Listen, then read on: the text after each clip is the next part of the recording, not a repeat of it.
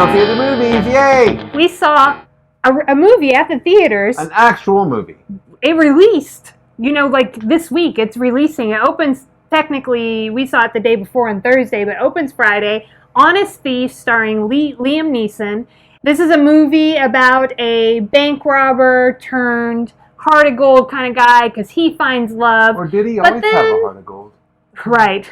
Then some shenanigans unfold, and they, Liam Neeson, he ends up using his special set of skills. So, a real departure for Liam Neeson in this role, I think.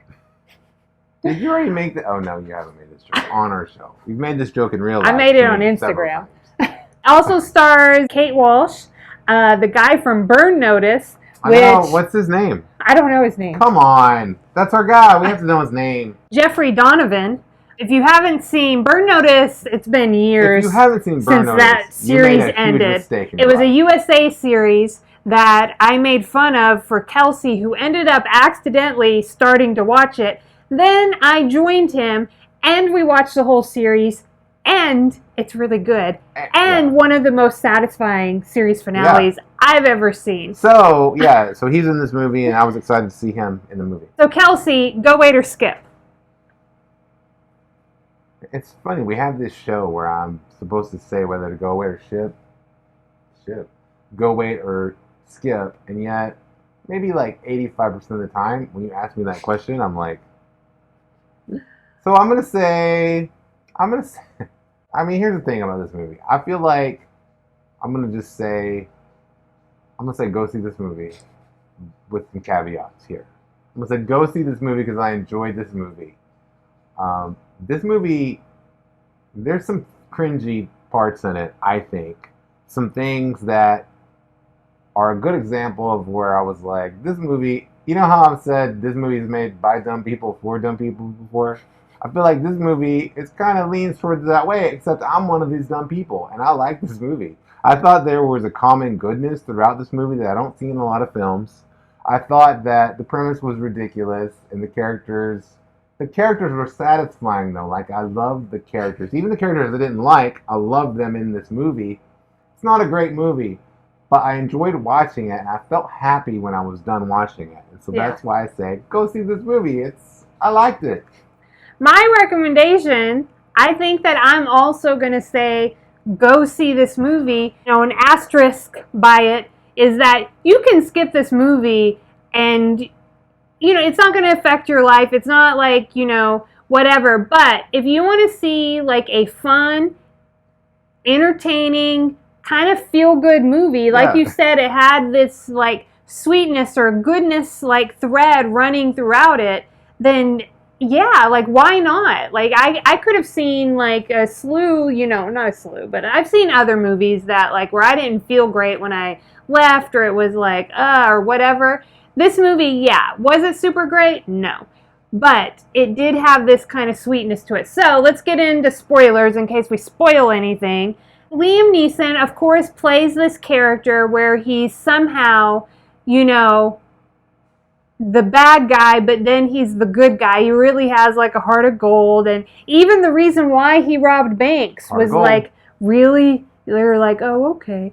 Well, I guess that's fine. And which they don't reveal until well into the movie. Yeah. And about the time I thought, this movie hasn't explained to me why is... And to explain to you the heart of gold thing. But it did. He didn't spend any of the money. I was like, okay. He stole $9 million over whatever amount of time, and he didn't spend any of it because he wasn't a bank robber, because he's greedy, Instead, it was more about him processing through some stuff. Yeah. And he had PTSD from being in the military, and it was a way to get that high again. And he learned. Anyway, Heart of Gold, like I said. Heart of Gold. Let me tell you what this movie depicts well, though. I think this movie depicts love well. And you know that I love when movies depict love in a positive way and in a truthful way. Because in this movie, we're asked to believe that this guy who had stole $9 million is prompted all of a sudden to come clean and give all the money back and turn himself in, even though they didn't have any leads on this guy. They're going to turn himself in because he loves this woman. And I remember thinking, this woman's not that great, like in this movie. But then I was like, well, that's what love is, though, right? I really like that. I sincerely like that because she was to him, he loved her. You know, he loved her from the beginning. The first scene is them, and I was like, they're awkward and weird. But they loved each other, and he loved her, and he wanted to do the right thing because he loved her, and he wanted to do all these things because he loved her. And I love that in movies, and that was like the backbone of this general good quality and sweetness that this movie had that I like to see on screen. Yeah, I will say that played out in one of the side characters as well. So you had two, bad cops or bad FBI agents, and one of them, he wasn't like as gung-ho about what they were doing. And as this whole thing unfolds, he gets to a crossroads, right? And he makes a decision of like what he's going to do. And he did it out of love because he did it for his family. Like he was like, how can I look my wife and my kids in the eye if I like continue down this path? And he had to put a stop to it and ended up sacrificing his life. He didn't know he was going to sacrifice his life, but he did end up he knew he was going to sacrifice probably part of his life because he was part of this whole thing and would be brought to justice for it. So I thought it played out in that way too. You're being weird with grabbing my phone while I'm talking, and I thought I could do it and not be weird, but then it was all like, like I'm climbing all over you. But yeah, the movie was awkward at times. It would have like it had a long conversation between him and his fiance or girlfriend, and in a park, and then he was like, well, we gotta go because they're being like kind of chased. And the scene just ends like abruptly. Man, this is somebody's like labor of love. It was like written by these two people. I forget their names. Directed by them, produced by them. Yeah. Okay, let's talk about the thing I was scared most about in this movie, though. We get in there, we're watching this movie. We see Jeffrey Donovan from Burn Notice, and I'm like, oh no, he's the bad guy, and I love him from Burn Notice.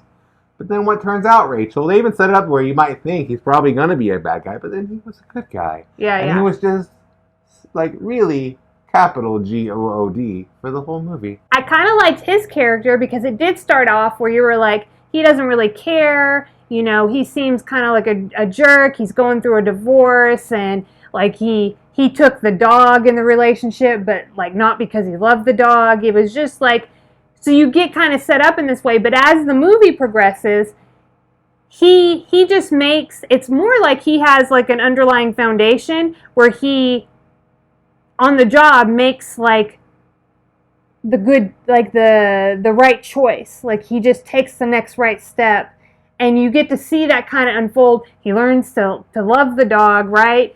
And so that it was kind of I felt like a reality-based type character. Let's talk about how the bad guy in this movie was truly bad. Yeah, he didn't have any, like, it was just like, he's a bad guy. Bad, and all the way to the end. And then, like, the way he gets caught is kind of like, he got caught. Like, I almost expected, like, what is it, like circus music to come in? Like, it was a satisfying movie. It wasn't, I can't say this movie was super good, but I can say that I enjoyed it. Yeah, and I think that's key. Like, I really enjoyed it. And it was nice to go in and see a movie that had this, like, sweet, like, thread all the way through it, because it seemed like the foundation was built on virtues. And sometimes I go see a lot of movies that are meant to be fun, but their foundation is kind of built on machismo and sexual exploitation and this kind of stuff. But this movie, it didn't do that. It was just like, it was kind of nice. And you got to see, some chases, and it kept me engaged the whole time. So I felt like I didn't really know, like, what was going to, like, happen per se. Like, I don't remember being bored in the movie. Yeah. This reminds me, you said it best last night when you said that this movie reminded you of that movie with a rock in it. Skyscraper, because it's the same basic thing in that this Skyscraper wasn't a good movie. When I left Skyscraper, like, I just couldn't stop smiling. And when I left this movie, I also, like, I was happy. Like, I told Kelsey, I was like, I'm kind of just giggly over it because, like, it was kind of just sweet and satisfying. And yeah, just like enjoyed it. There's our review of Honest Thief. Thanks for watching. And hey, please make sure to subscribe and help the channel grow.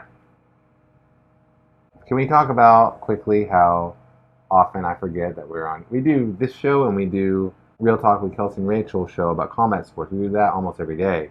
And maybe like 40% of the time I'm on camera, I forget that I'm on camera because I'm an audio. He's auditory. I'm an auditory person, so I'm listening and I'm like participating, but I completely forget that the camera's there. So your face is just like, yeah. And then I'm real visual, so I have a hard time looking at the camera while Kelsey's talking, and I look at Kelsey like the whole time. It happens all the time. I'm starting to become aware of it more, so that's good.